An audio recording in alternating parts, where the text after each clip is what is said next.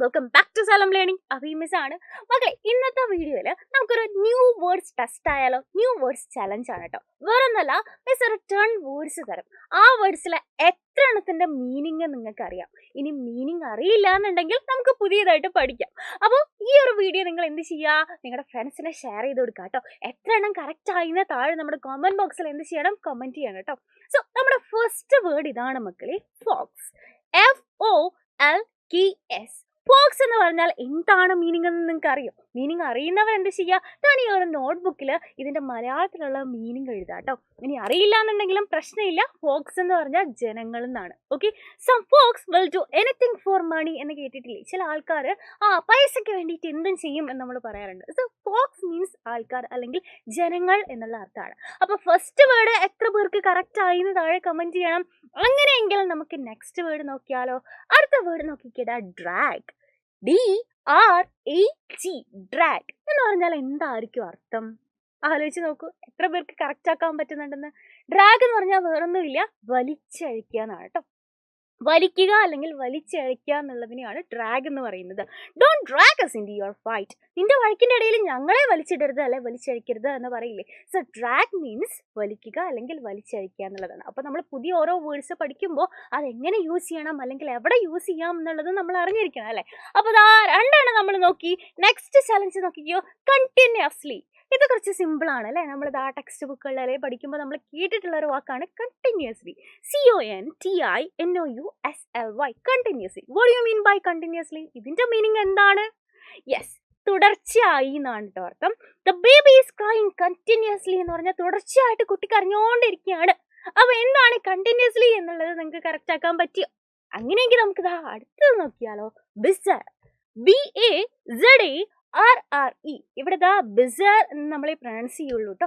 അപ്പോൾ ഈ ഒരു വാക്ക് ചിലപ്പോൾ നിങ്ങൾ ആദ്യമായിട്ടായിരിക്കും കേൾക്കുന്നത്, എന്നാലും മീനിങ് അറിയുന്ന ചിലരുണ്ടായിരിക്കും. അപ്പൊ എന്തായിരിക്കും ബിസർ? ഇതിനു മുമ്പ് കേട്ടിട്ടുണ്ടോ? അത് ആദ്യമായിട്ട് മിസ്സിന്റെ കൂടെയാണോ നിങ്ങൾ കേൾക്കാൻ പോകുന്നത്?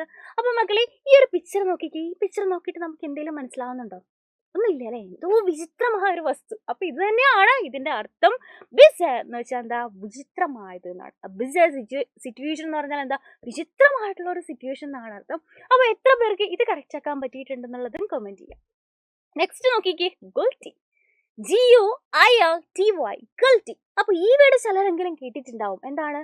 നമുക്ക് ഭയങ്കര കുറ്റബോധം തോന്നില്ലേ, ചെയ്ത് കൊടുത്തിട്ട് കുറ്റബോധം തോന്നില്ലേ, അതിനെയാണ് നമ്മൾ ഗിൽറ്റി എന്ന് പറയുന്നത് കേട്ടോ. He felt guilty about the way he had treated Har. അവൻ അവളോട് പെരുമാറിയ രീതിയിൽ അവര് തന്നെ കുറ്റബോധം തോന്നി. അപ്പൊ എന്താണ് ഗിൽറ്റി? അതിന്റെ മീനിങ് എന്താണ് എന്ന് നമുക്ക് മനസ്സിലായി. അങ്ങനെയാണെങ്കിൽ അടുത്തത് എന്താ, വെപ്റ്റ്. WEPT, wept. ഇതിന്റെ മീനിങ് എന്തായിരിക്കും? നമ്മളിങ്ങനെ തേങ്ങി കരയില്ലേടാ, അതിനെയാണ് നമ്മൾ വെപ്റ്റ് എന്ന് പറയുന്നത്. She wept over the body of her friend അല്ലെ, അവളുടെ ഫ്രണ്ടിന്റെ ഡെഡ് ബോഡിയുടെ മുമ്പിൽ അവളെ തേങ്ങി കരഞ്ഞു, വെപ്റ്റ് ചെയ്തു എന്ന് പറഞ്ഞാൽ എന്താണ് നമ്മൾ പഠിച്ചു. അങ്ങനെയാണെങ്കിൽ അടുത്ത് നോക്കിക്കേ, ഡിസോണസ്റ്റ്. DISHONEST,